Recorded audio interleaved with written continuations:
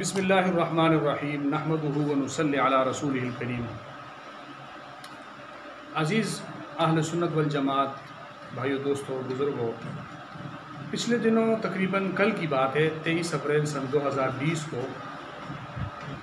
ہمارے کراچی کے مشہور فرقہ پسند اور فرقہ واریت کو ہوا دینے والے بریلوی مولوی شفیع اکاڑوی کے بیٹے کوکب نورانی کی ایک ویڈیو اس کے پیج پہ اپلوڈ کی گئی، جہاں ایک طرف پیغام پاکستان کی مخالفت میں فرقہ وارانہ ایک پیش قدمی ہے اور علماء اہل سنت والجماعت علماء دیوبند کے اکابرین پر کفر کا فتویٰ لگا کر پاکستان کے اندر ایک فرقہ واریت کو نئے انداز میں ہوا دینے کی کوشش کی جا رہی ہے۔ میں نے سوچا کہ اس پر کچھ گفتگو کر لی جائے تاکہ آپ حضرات کے سامنے جو آپ کے ذہنوں میں یا کسی بھی مسلمان کے ذہن میں وسوسہ پیدا ہو وہ دور کر دیا جائے۔ جناب کوکب نورانی صاحب ایک عرصے سے، چونکہ وہ عمر میں ہم سے بہت بڑے ہیں اور کافی عرصے سے وہ ایک شرانگیزی اور ایک فتنہ پھیلا رہے ہیں کہ وہ اکابرین علماء اہل سنت والجماعت پر کفر کا حکم لگا رہے ہیں۔ کل کی ویڈیو بھی اسی سلسلے کی ایک کڑی تھی۔ انہوں نے حکیم الامت مجدد دین و ملت حضرت مولانا اشرف علی تھانوی رحمۃ اللہ علیہ کی کتاب حفظ الایمان کو پڑھا، کچھ حوالہ پڑھا اور اس کا اپنی طرف سے ایک معنی اور مفہوم نکال کر اس پر کفر کا حکم لگایا۔ ضروری معلوم ہوتا ہے کہ میں پہلے اس عبارت کی وضاحت اپنے علماء کی عبارات کی روشنی میں پیش کر دوں تاکہ آپ حضرات کو پتہ چل جائے۔ سن 1320 میں مولانا اشرف علی تھانوی رحمۃ اللہ علیہ پر کفر کا حکم بریلوی مسلک کے بانی مولوی احمد رضا خان فاضل بریلوی کی جانب سے لگایا گیا۔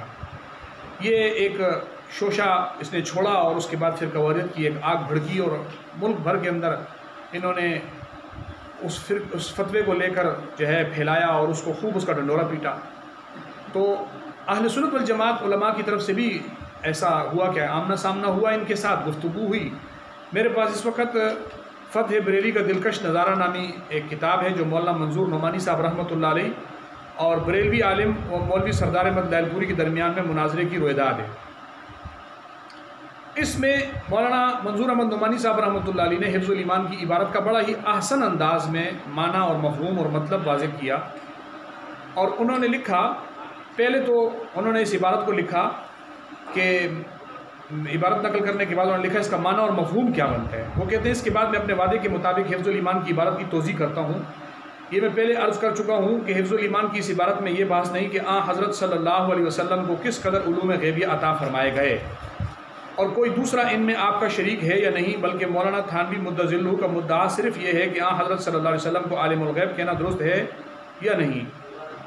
اس پر مولانا نے دلیل یہ قائم کی اور حاصل اس کا صرف یہ ہے کہ جو شخص حضور صلی اللہ علیہ وسلم کو عالم الغیب کہتا ہے وہ یا تو اس وجہ سے کہتا ہے کہ اس کا عالم الغیب کہتا ہے اس وجہ سے کہتا ہے کہ اس کے نزدیک حضور صلی اللہ علیہ وسلم کو غیب کی بعض باتوں کا علم ہے، یا اس وجہ سے کہ آپ کو غیب کی کل باتیں معلوم ہیں۔ یہ دوسری شق تو اس لیے باطل ہے کہ حضرت صلی اللہ علیہ وسلم کو کل غیب کا علم نہ ہونا دلائل نقلیہ اور عقلیہ سے ثابت ہے، اور پہلی شق یعنی بعض علم غیب کی وجہ سے حضور صلی اللہ علیہ وسلم کو عالم الغیب کہنا اس لیے باطل ہے کہ اس صورت میں لازم آئے گا کہ ہر انسان بلکہ حیوانات تک کو عالم الغیب کہا جائے، کیونکہ غیب کی کوئی نہ کوئی بات تو سب ہی کو معلوم ہو جاتی ہے۔ بس اس شق میں چونکہ سب انسان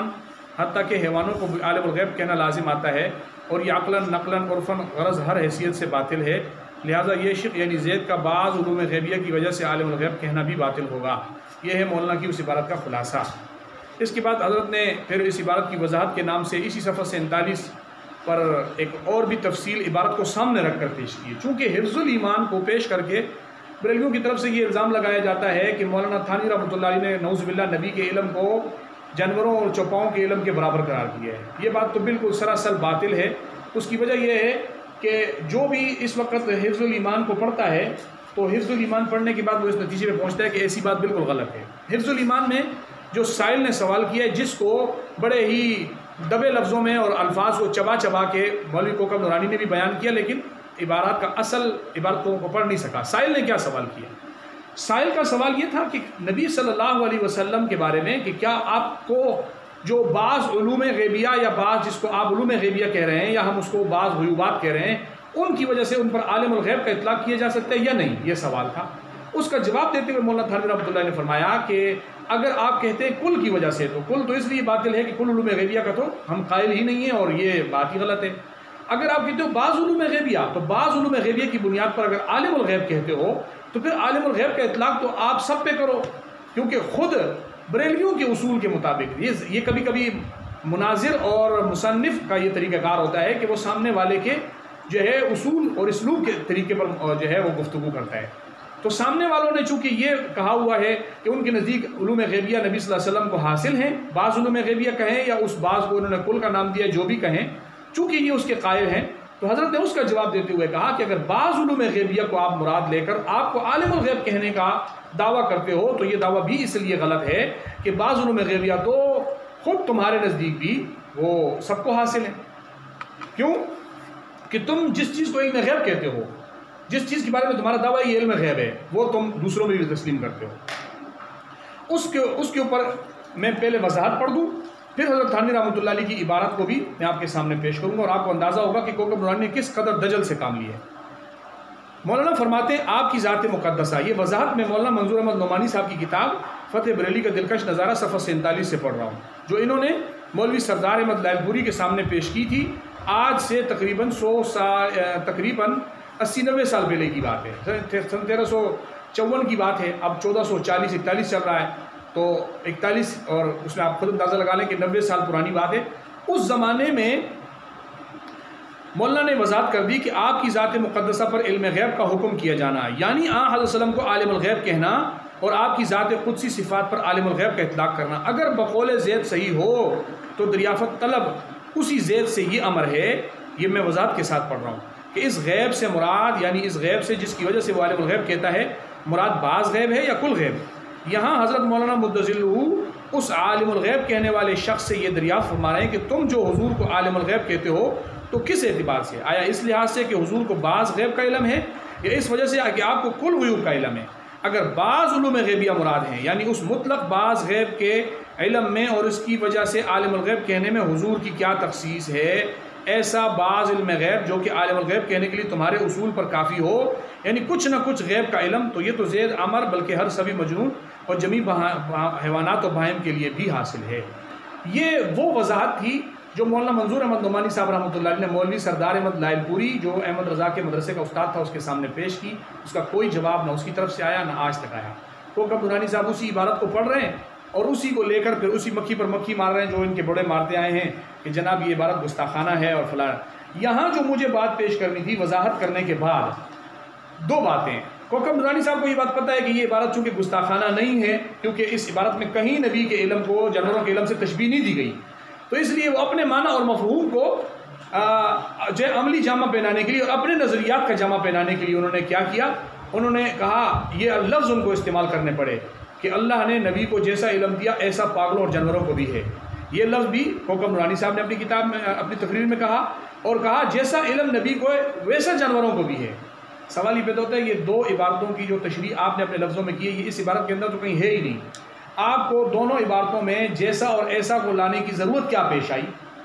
اور آپ کو لفظ ایسا کو صرف تشبیہ کے معنی میں منحصر کرنے کی ضرورت کیسے پیش آئی؟ جیسے آپ کہہ رہے ہیں اسی تقریر میں کہ ایسا حرف تشبیہ کے لیے اس میں بیان ہوا ہے، یعنی بقول آپ یہ کہنا چاہ رہے ہیں کہ یہاں تشبیہ کے لیے بیان ہوا ہے، تو یہ تو بتاتے ہیں کہ کہیں اور بھی کسی اور معنی میں بھی آتا ہے، اور آپ کو یہاں تشبیہ کا معنی کرنے کی ضرورت کیا پیش آئی؟ وہ ہم بتاتے ہیں آپ کو کہ آپ اپنا معنی اور مفہوم نکالنے کے لیے یہ کوشش کر رہے ہیں، ورنہ ایسا کوئی اس میں لفظ موجود نہیں ہے۔ یہ تو ہو گئی اس عبارت کی وضاحت، آگے میں آپ کو بتاؤں گا لفظ ایسا کے حوالے سے۔ اب اگلی بات یہ ہے کہ انہوں نے کہا کہ فاضل بریلوی احمد رضا خان نے مولانا تھانوی رحمۃ اللہ علیہ کی اس عبارت پر 16 سال بعد کفر کا فتویٰ لگایا، یعنی جب حفظ الایمان چھپی، اس حفظ الایمان کے چھپنے کے 16 سال بعد کفر کا فتویٰ حضرت تھانوی صاحب نے لگایا۔ اور میں پہلی بات تو کوکب نورانی صاحب کو یہ بتاؤں کہ انتہائی جھوٹ سے کام لیا آپ نے، 16 سال بعد کا دعویٰ آپ کا بالکل غلط ہے، اس لیے کہ حفظ الایمان کے اوپر ہی تاریخ لکھی ہوئی ہے کہ حفظ الایمان سن 1319 میں لکھی گئی ہے، اور احمد رضا نے کفر کا فتویٰ سن 1320 میں دیا تھا، جو المعتمد المستند کے نام سے چھپی ہوئی ہے۔ لہٰذا یہ تو آپ کا بالکل جھوٹ ہے کہ 16 سال بعد کفر کا فتویٰ لگایا، وہ چند ہی ماہ کے بعد کفر کا فتویٰ لگایا گیا تھا، ایک بات۔ دوسری بات یہ ہے کہ آپ نے اس دعوے میں یہ جو آپ نے 16 سال کا، میں آپ کو اس کا ثبوت پیش کر دوں کہ آپ کی ہی کتاب میرے پاس موجود ہے، آپ کے حسام الحرمین جو احمد رضا خان کی کتاب ہے، اس کا مقدمہ ہے، مولوی عبدالحکیم شرف قادری نے یہ مقدمہ لکھا ہے، اور وہ اپنے اس مقدمے کے اندر اس بات کو لکھ رہا ہے، یہ میں آپ کو پڑھ کے سنا دیتا ہوں، صفحہ نمبر 46 کے اوپر۔ وہ کہتا ہے کہ حفظ الایمان کی اشاعت کے قریب 1 سال بعد 1320 میں المعتقد المنتقد کے حاشیہ المعتمد المستند میں مرزا قادیانی اور مذکورہ بالا قائلین کے بارے میں ان کی عبارات کی بنا پر فتویٰ کفر صادر کیا۔ یہ میں نے مختصر عبارت پڑھی ہے۔ یہ مان رہے ہیں کہ حفظ الایمان کی اشاعت کے 1 سال بعد 1320 میں احمد رضا نے کفر کا فتویٰ لگایا۔ یہ میں نے آپ کو آپ کی کتاب سے حوالہ دیا تاکہ آپ کو یہ پتہ چل جائے کہ آپ کی معلومات کتنی بےہودہ آپ کی جو ہے معلومات ہیں۔ آپ کو اتنا تک نہیں پتہ، آپ 100 سال سے تکفیر کا بیڑا لے کے پھر رہے ہیں کہ مولوی اشرف علی تھانوی کافر، علماء دیوبند کے اکابر کافر، وہ گستاخ، وہ مرتد۔ آپ نے اپنی ویڈیو کے اوپر بھی عنوان لگایا ہوا ہے کہ مولانا اشرف تھانوی صاحب کی بدترین گستاخی اور کفریہ عبارت، اور آپ کو اتنا پتہ نہیں ہے 100 سال گزرنے کے باوجود بھی کہ یہ احمد رضا نے کفر کا فتویٰ 1 سال بعد لگایا تھا، چند ماہ بعد لگایا تھا، یا 16 سال بعد لگایا تھا۔ یہ تو آپ کے علم کا حال ہے۔ تو یہی وجہ ہے کہ آپ کبھی بھی ہمارے سامنے آ کر بیٹھنے کو تیار نہیں ہیں۔ کوکب نورانی صاحب کو کئی دفعہ ایسی نوبت آئی ہوگی، میرے پاس لوگ آئے، انہوں نے کہا ہم کوکب نورانی سے بات کر کے آئے آپ کے سامنے گفتگو کرانے کے لیے، لیکن کوکب نورانی صاحب نے آپ کا نام سننے کے بعد کہا ہم ان کو جانتے نہیں ہیں، ہم یہ نہیں کرتے، ہم وہ نہیں کرتے، اور آج تک آپ جان بچاتے ہیں۔ میلاد کے مسئلے کے اوپر آپ نے کفر تقریر کی، آپ نے چیلنج کیا کہ مجھ سے بات کوئی نہیں کرتا، تو میں نے ویڈیو بنائی، تقریباً آج سے 4 سال 5 سال پہلے کی بات ہے، میں نے آپ کو ویڈیو میں آپ کا چیلنج قبول کیا، لیکن آج تک آپ کی طرف سے کوئی جواب نہیں آیا اور آئے گا بھی نہیں، کیونکہ آپ کی معلومات تو یہ ہیں کہ آپ کو یہ نہیں پتہ کہ 1 سال اور 16 سال میں کتنا فرق ہوتا ہے۔ تو آپ کا اس میں ہم کیا قصوروار آپ کو ٹھہرائیں کہ آپ کا تو حال ہی یہی ہے۔ آگے جو آپ نے کہا کہ فاضل بریلوی نے علماء دیوبند کو خطوط لکھے توبہ کے، وضاحت کے، رجوع کے، تو مولوی کوکب نورانی صاحب یہ آپ کی غلطی نہیں ہے، یہ آپ سے پہلوں نے بہت ساری مکھیاں اسی موضوع پہ ماری ہیں، اور آپ بھی انہی مکھیوں کے اوپر مکھیاں مارتے آ رہے ہیں۔ آپ کے بڑوں نے بھی یہ لکھا کہ علماء دیوبند کو جو ہے ہم نے خط لکھے توبہ کے 16 سال 30 سال، آپ نے تو پھر بھی 16 سال کر دیا، آپ کے بڑوں نے تو 30 سال بھی لکھا ہے کہ 30 سال تک علماء دیوبند کو خطوط لکھے جاتے رہے، لیکن علماء دیوبند نے جواب نہیں دیا توبہ کے، وضاحت کے، رجوع کے۔ میں آپ کو اس کے جواب میں صرف اتنا کہہ سکتا ہوں کہ مولوی کوکب نورانی صرف اور صرف اپنے بڑوں کی مکھیوں پہ مکھیاں مار رہے ہیں، ان کے پاس کوئی دلیل نہیں ہے۔ ایک حوالہ ایسا لا کے دکھا دو، احمد رضا کی کسی ایک کتاب میرے سامنے پیش کر دو جو احمد رضا نے کفر کے فتویٰ لگانے سے پہلے علماء دیوبند کی مذکورہ عبارات پر ان کو وضاحت کے لیے، توبہ کے لیے، رجوع کے لیے کوئی تحریر، کوئی خط، کچھ لکھا ہو۔ مولانا کوکب نورانی صاحب آپ پیش کرنے والے بنے، میں ماننے والا بنوں گا، آپ پیش کر کے دکھائیں، اور اگر آپ کہتے ہیں کہ نہیں ہم سامنے بیٹھ کے بات کریں گے تو ہمت کریں۔ ہاں میں یہ دکھاؤں گا، انشاءاللہ میری کتاب آنے والی ہے چھپ کر، فتوحات چاند پوری کے نام سے، جس میں مولوی کوکب نورانی کے بڑے احمد رضا خان کس طرح مناظروں سے فرار ہوئے ہیں مولانا چاند پوری کے سامنے سے، آپ اس میں دیکھ لیں گے۔ اور زندگی میں ایک جگہ اس کی احمد رضا خان کی حفظ الایمان کے مسئلے کے اوپر ایک عالم سے گفتگو ہوئی، صرف ایک آدمی کی، اور وہ بھی اس نے مولوی عبدالباری فرنگی محلی سے گفتگو کی، اور گفتگو میں جو ہے اس نے حفظ الایمان کی عبارت کو گستاخانہ بتانے کے لیے، ثابت کرنے کے لیے اپنی پوری ایڑی چوٹی کا زور لگایا، لیکن سیرت انوار مظہریہ والے نے لکھا ہے کہ مولوی عبدالباری فرنگی محلی ان کی بات نہ مانے، وہ اپنی بات کو منوا ہی نہیں سکے، دلیل ہی نہیں دے سکے۔ جب منوا نہیں سکے تو پھر کیا کرنا تھا کہ جیسے کہ ابھی یہ مولوی کوکب نورانی صاحب نے آخر میں کہا نا کہ جو ایسے کو مومن مانے وہ بھی کافر ہے۔ آپ کے مولوی عبدالباری، آپ تو کہہ رہے ہو کہ مولانا تھانوی کو مومن ماننے والا بھی کافر ہے، جبکہ آپ کے مولوی احمد رضا خان مولوی عبدالباری فرنگی محلی کو منوا کے تھک گئے کہ مولانا تھانوی کافر ہے، لیکن وہ نہیں مانے۔ پھر بھی لکھا ہوا ہے اس کتاب میں سیرت انوار مظہریہ میں کہ انہوں نے دوستیاں برقرار رکھی، دوستی اور محبت۔ تو پہلا تو میرا آپ سے یہ سوال ہے کہ ایک گستاخ اور کافر جو آپ کے نزدیک قرار پا چکا ہو، ایسے آدمی سے دوستی لگا کر آپ کا احمد رضا خان کس کھاتے میں جائے گا اور قبر کے کون سے گھڑے میں جا کے گرے گا، ہمیں ذرا اس کی وضاحت کر کے بتا دیں۔ وہ اس کے علاوہ آپ نے کہا، میں نے آپ کو بتایا کہ عبارت میں نے پڑھ کے آپ کو بتا دی، عبارت میں قطعاً تشبیہ بھی نہیں ہے اور نبی صلی اللہ علیہ وسلم کے علم پر بحث بھی نہیں ہے۔ یہ دو چیزیں جو ہیں جنہوں نے احمد رضا نے دھوکہ دیا، وہ آج تک بریلوی دھوکہ دیتی آ رہی ہے کہ وہ یہ سمجھ رہے ہیں کہ اس میں یا تو تشبیہ ہے نبی کے علم کو جانوروں سے، اور نعوذ باللہ، یا پھر وہ کہتے ہیں کہ یہ جو ہے اس عبارت کے اندر نبی صلی اللہ علیہ وسلم کا علم بتایا گیا ہے کہ آپ کا علم اتنا ہے، حالانکہ ایسی بالکل بات نہیں ہے۔ یہ دونوں باتیں ان کی بالکل غلط ہیں۔ اچھا، اب اگلی بات میں آپ کو بتاتا ہوں کہ آپ کے نزدیک آپ نبی کے علم جو ہے، نبی کے علم کے بارے میں آپ کی رائے کیا ہے؟ میں وہ ذرا آپ کو پیش کر کے بتا دوں کہ آپ نبی صلی اللہ علیہ وسلم کے علم کو کتنا مانتے ہیں۔ آپ کا یہ کہنا ہے کہ نبی کے علم کو فلاں نے جانور سے تشبیہ دے دی، نبی کے علم کو فلاں نے جانوروں کے برابر قرار دے دیا، یہ کر دیا وہ کر دیا۔ میں آپ کو ابھی حوالہ دیتا ہوں، یہ میرے پاس ملفوظات اعلیٰ حضرت ہے، ملفوظات اعلیٰ حضرت کی حصہ چہارم کا صفحہ نمبر 11۔ اس صفحہ نمبر 11 پر احمد رضا خان لکھتا ہے، ارشاد، ایک صاحب اولیاء کرام رحمۃ اللہ علیہ میں سے تھے، آپ کی خدمت میں بادشاہ وقت قدم بوسی کے لیے حاضر ہوا، حضور کے پاس کچھ سیب نظر میں آئے تھے۔ ملفوظات حصہ چہارم صفحہ 342۔ حضور نے ایک سیب دیا اور کہا کھاؤ، عرض کیا حضور بھی نوش فرمائیں، آپ نے بھی کھائے، بادشاہ نے بھی۔ اس وقت بادشاہ کے دل میں خطرہ آیا، یہ غور کرنا، بادشاہ کے دل میں یہ خیال آیا کہ جو سب میں بڑا اور اچھا اور خوش رنگ سیب ہے، اگر اپنے ہاتھ سے اٹھا کر مجھے دے دیں گے تو جان لوں گا کہ یہ ولی ہیں۔ یعنی ولایت کے لیے بادشاہ نے یہ سوچا کہ اگر یہ علم غیب جانتا ہوگا تو ولی ہوگا۔ یہی بات ہو گئی، آپ یہی بتانا چاہ رہے ہیں احمد رضا۔ آپ نے وہی سیب اٹھا کر فرمایا، ہم مصر گئے تھے، وہاں ایک جگہ جلسہ بڑا بھاری تھا، دیکھا ایک شخص ہے، اس کے پاس ایک گدھا ہے، اس کی آنکھوں پر پٹی بندھی ہے، ایک چیز ایک شخص کی دوسرے کے پاس رکھ دی جاتی ہے، اس گدھے سے پوچھا جاتا ہے، گدھا ساری مجلس میں دورہ کرتا ہے، جس کے پاس ہوتی ہے اس کے سامنے جا کر سر ٹیک دیتا ہے۔ یہ حکایت ہم نے اس لیے بیان کی، یہ وہ جو بزرگ صاحب تھے وہ حکایت بادشاہ کے سامنے بیان کر کے کہہ رہے ہیں، یہ حکایت ہم نے اس لیے بیان کی کہ اگر یہ سیب ہم نہ دیں تو ولی ہی نہیں، اور اگر دے دیں تو اس گدھے سے بڑھ کر کیا کمال دکھایا۔ یعنی آپ کے پیر صاحب کہہ رہے ہیں کہ اگر ہم نے آپ کو علم غیب کی بات بتا دی تو ہم نے کوئی گدھے سے بڑھ کر کام نہیں کیا۔ آپ کہتے ہو نبی کے علم کو نعوذ باللہ انہوں نے جانوروں کے برابر قرار دیا، آپ علم غیب کو گدھوں کے اندر تسلیم کر رہے ہیں۔ آپ کہتے ہو کہ علم غیب کا بتا دینا گدھے جو ہے نا، گدھے سے بڑھ کر کوئی کمال نہیں ہے۔ اب اس چیز سے آپ خود اندازہ لگائیں کہ نعوذ باللہ آپ کس انداز میں کہہ رہے ہیں۔ آگے کہتے ہیں یہ فرما کر سیب بادشاہ کی طرف پھینک دیا، بس یہ سمجھ گئے کہ وہ صفت، اب جملے پہ غور کرنا، یہ کہتا ہے وہ صفت، جیسے کہ علم غیب کو یہ نبی کی صفت قرار دیتے ہیں، یہ کہتا ہے وہ صفت جو غیر انسان کے لیے ہو سکتی ہے وہ انسان کے لیے کمال نہیں، اور جو غیر مسلم کے لیے ہو سکتی ہے مسلم کے لیے کمال نہیں۔ یعنی یہ بتانا چاہ رہے ہیں کہ یہ صفت جو ہے، جس کو یہ صفت علم غیب قرار دے رہے ہیں، یہ صفت جب غیر انسان میں موجود ہے تو انسان کے لیے کمال نہیں ہے۔ سوال یہ ہے کہ جو غیر نبی میں گدھے کے اندر آپ نعوذ باللہ تسلیم کر رہے ہو جس صفت کو، اس کو نبی کے اندر آپ کیسے کمال مان رہے ہو؟ اور پھر آپ یہ دعویٰ کیسے کر رہے ہو کہ نبی کے کمالات کو نعوذ باللہ انہوں نے گدھوں کے اندر تسلیم کر لیا یا گدھے کے برابر تشبیہ؟ ہماری بزرگوں کی عبارت سے آپ صرف تشبیہ ثابت کر رہے ہو کہ یہ نبی کے علم کو جانوروں کے علم سے تشبیہ دی ہے، جبکہ یہ دعویٰ آپ کا غلط ہے۔ لیکن آپ کا مولوی نبی کے علم غیب کو یہاں پر جو ہے وہ نعوذ باللہ گدھوں میں تسلیم کر رہا ہے، تو وہ تو مان رہا ہے، تو آپ کو حکم تو سب سے پہلے ان پر لگانا چاہیے۔ یہ تو ہو گئی آپ کی اس بات کا جواب کہ آپ نے کہا کہ نبی کے علم کو نعوذ باللہ انہوں نے جانوروں کے لیے جو ہے برابر مانا ہے، یہاں تو آپ علم غیب کو جو ہے جانوروں کے اندر مان رہے ہیں۔ یہ اس کے بعد میں آپ کو بتاؤں کہ تشبیہات کے حوالے سے آپ نے لکھا کہ یہ تشبیہ اس میں ہے نبی کے علم کو جانوروں سے۔ پہلی بات تو یہ ہے کہ لفظ ایسا ہمیشہ تشبیہ کے لیے نہیں آتا، اور یہاں پر حضرت تھانوی صاحب کی اس عبارت میں لفظ ایسا تشبیہ کے لیے متعین بھی نہیں ہے، اور آپ کے پاس اس کی تشبیہ ہونے کا ثبوت بھی موجود نہیں ہے، پہلی بات۔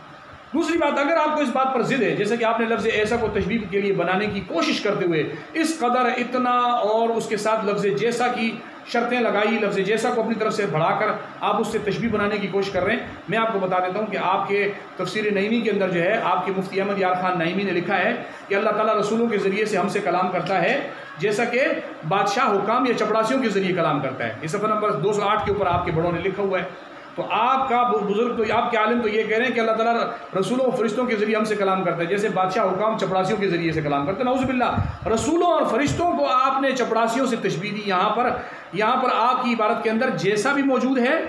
کہ کہتے ہیں رب تعالیٰ رسولوں فرشتوں کے ذریعے سے ہم سے کلام کرتا ہے، جیسے بادشاہ حکام یا چپڑاسیوں کے ذریعے ہم سے کلام کرتا ہے۔ وہ لفظ جیسا جو آپ ایسا جیسا کو تشبیہ بنا رہے ہیں وہ اس کے اندر موجود ہے۔ اور آپ کے مولوی احمد یار خان نعیمی نے نور العرفان کے اندر جو سورہ کہف کی تفسیر کی ہے، تو وہاں پر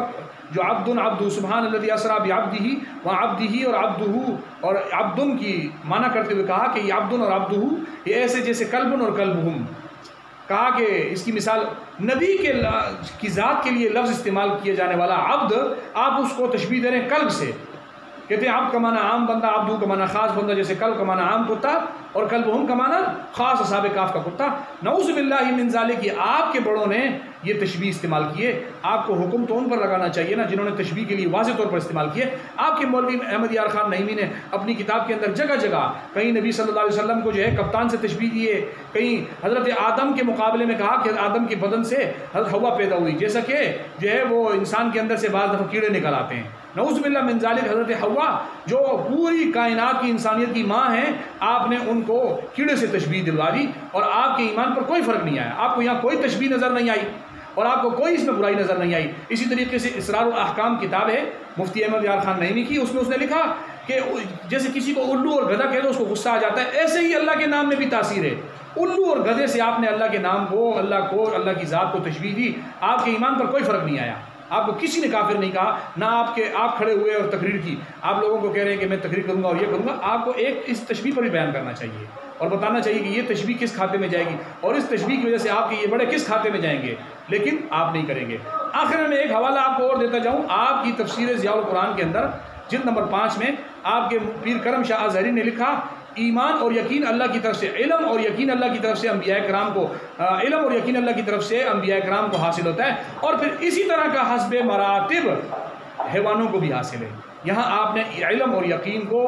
اسی طرح کا لفظ جو آپ کے بقول تشبیہ ہے وہ لفظ لگا کر آپ نے جو ہے کہہ دیا کہ یہ حیوانوں کو بھی ہے. آپ نے کوئی کفر کا حکم اس عبارت کی بنیاد پر پیر کرم شاہ پر نہیں لگایا اور آپ لگاؤ گے بھی نہیں، اور اپنے مولویوں کو تو آپ ہاتھ بھی نہیں لگاؤ گے. میں تشبیہات کی درجنوں اور مثالیں آپ کو پیش کر سکتا ہوں، لیکن چونکہ آپ کو صرف آئینہ دکھانا مقصود ہے کہ اگر آپ کو کسی کے اوپر تشبیہ کا الزام لگا کر اس کی عبارت کا غلط معنی اور مفہوم نکال کر کفر کا حکم لگانا ہی ہے، تو آپ سب سے پہلے اپنے گھر سے جھاڑو اٹھائیں اور اپنی چارپائی کے نیچے جھاڑو لگائیں. میں نے آپ کو نام بتا دیے، آپ پہلے تو گھر سے جھاڑو پھیریں، پھر آئیں کسی اور کے اوپر اور اس کو آ کر بتائیں کہ وہ مسلمان ہے یا کافر. اب اگلی بات میں ایک بات آپ کو بتا دوں، انہوں نے ایک قاعدہ پیش کیا ہے کہ دیکھو اگر مولانا تھانوی کے بارے میں یہ کہہ دیا جائے کہ ان کا علم جیسے وہ کہہ رہے ہیں نبی کا علم اگر ایسا ہو تو حیوانوں کو حاصل ہے، تو دیکھو اگر کہو کہ تھانوی کا علم ہو تو حیوانوں کو. یہ اعتراض بھی مولوی سردار احمد لائل پوری نے آج سے 90 سال 80 سال پہلے مولانا منظور نعمانی صاحب رحمۃ اللہ علیہ کے سامنے پیش کیا تھا اور کہا تھا کہ حضرت تھانوی کے بارے میں ایسے الفاظ بول کر دکھاؤ. آپ جائیں فتح بریلی کا دلکش نظارہ پڑھیں، اس کے اندر حضرت مولانا منظور نعمانی صاحب نے وہ عبارت پڑھ کر بتائی کہ ہم اس میں مولانا تھانوی کی کوئی توہین نہیں سمجھتے. عبارت اس میں موجود ہے، آپ پڑھ لیں اور آپ خود اندازہ لگا لیں کہ جب ہم اس کو توہین اور تشبیہ سمجھتے نہیں ہیں تو ہمارے کسی عالم کے بارے میں بھی کہا جائے گا تو اس میں کوئی توہین اور تشبیہ نہیں ہوگی. وہ جواب بھی اس کتاب کے اندر موجود ہے، آپ اس میں جا کر پڑھیں، آپ کو اندازہ ہو جائے گا. لیکن چونکہ آپ نے ساری وہی پرانی مکھیوں پہ مکھیاں ماری ہیں، اب میں آپ سے کہتا ہوں، آپ نے کہا کہ ان کے بارے میں کہو تو یہ اپنے بڑوں کی توہین مان لیتے ہیں، تو نبی کی توہین کیوں نہ مانیں؟ تو میں آپ کو کہتا ہوں کہ کوکب نورانی صاحب، اگر یہی اصول ہے نا کہ آپ کے ہمارے بڑوں کے بارے میں ہم اس کو توہین سمجھیں گے تو نبی کے بارے میں، تو میں نے جو تشبیہات پیش کی آپ کے سامنے کہ آپ نے رسولوں کو چپڑاسیوں سے نعوذ باللہ تشبیہ دیے، تو اگر میں کہوں کہ کوکب نورانی یہاں میں پیش کروں، یہ لکھا ہوا ہے رب تعالیٰ رسولوں فرشتوں کے ذریعے سے ہم سے کلام کرتا ہے، میں کہوں کہ اس وقت جو ہے وہ انگریز کوکب نورانی جیسے لوگوں کے ذریعے سے فتنے پھیلا رہا ہے، جیسے کہ بادشاہ حکام چپڑاسیوں کے ذریعے سے لوگوں سے باتیں کرتا ہے، تو کوکب نورانی صاحب آپ کی توہین تو میرے خیال میں نہیں ہوئی ہوگی نا، کیونکہ اگر آپ کی توہین ہوئی ہوگی تو پھر یہاں نبی کی بھی توہین ہو گئی ہے. اور اسی طریقے سے آپ نے وہ کہا کہ حضرت آدم سے ہوا نکلی جیسے کیڑے نکلے، میں کہوں کہ شفیع کاڑوی سے کوکب نورانی پیدا ہوا ہے جیسا کہ جو ہے وہ جو ہے انسان سے کیڑے پیدا ہو جاتے ہیں. تو اب آپ کوکب نورانی آپ اس میں اپنی توہین تو میرے خیال میں نہیں سمجھیں گے نا، کیونکہ آپ نے کہا ہے کہ اگر ان کی توہین ہوگی تو نبی کی بھی توہین ہوگی. آگے آپ نے کہا عبد اور کلب کلب جیسے بندہ اور اس کا بندہ، آپ نے کہا اس کی مثال کلب سے دی، کتے سے دی. تو کوکب نورانی صاحب اگر میں آپ کو جواب میں کہوں کہ جیسے ایک ہوتا ہے گلی کا کتا، ایک ہوتا ہے عام کتا، میں اس کی مثال دوں، میں کہوں ایک ہوتا ہے احمد رضا کا ماننے والا رضا خانی اور ایک ہوتا ہے عام فتنہ پھیلانے والا، تو میں آپ کو کہوں جیسے کہ ایک ہوتا ہے عام کتا اور ایک ہوتا ہے بڑا کتا، تو کیا آپ اس میں اپنی توہین تو نہیں سمجھیں گے نا کوکب نورانی صاحب؟ مجھے امید یہ ہے کہ آپ اپنے اصول کی روشنی میں انتہائی خوشی سے مٹھائی تقسیم کریں گے کہ مجھے ہمارے اکابرین کی عبارتوں کا جو ہے زیور ہار بنا کر میرے گلے میں پہنا دیا گیا. کوکب نورانی صاحب مبارک ہو، اتنا خوبصورت میں نے آپ کے بزرگوں کے عبارات کا جو خوبصورت موتیوں کا ہار بنا کر میں نے آپ کے گلے میں ڈال دیا ہے، اور بھی اگر آپ کو مزید ہار چاہیے ہوں گے تو انشاءاللہ میں وہ بھی آپ کی خدمت میں پیش کر دوں گا. بس صرف یہ کہ آپ ہمارے بزرگوں کی عبارتوں پر فتنہ پھیلانے کی کوشش کرتے جائیں، پھر دیکھتے جائیں انشاءاللہ میرے پاس ایسے بہت سارے ہار موجود ہیں خوبصورت خوبصورت آپ کے اکابرین کی عبارات کے موتیوں میں پرو کر میں آپ کے گلے میں ڈالتا رہوں گا. اور رمضان کا مہینہ کل سے شروع ہو رہا ہے. آج 30 شعبان ہے, کل 1 رمضان ہے. آپ نے یہ سلسلہ چونکہ کل سے شروع کر دیا ہے 29 شعبان سے. میں دیکھتا ہوں اس سلسلے کو آپ کب تک چلاتے ہیں. ہم بھی آپ کے پیچھے انشاءاللہ چلیں میدان میں, یہ غز اور یہ میدان. والسلام علیکم ورحمۃ اللہ وبرکاتہ.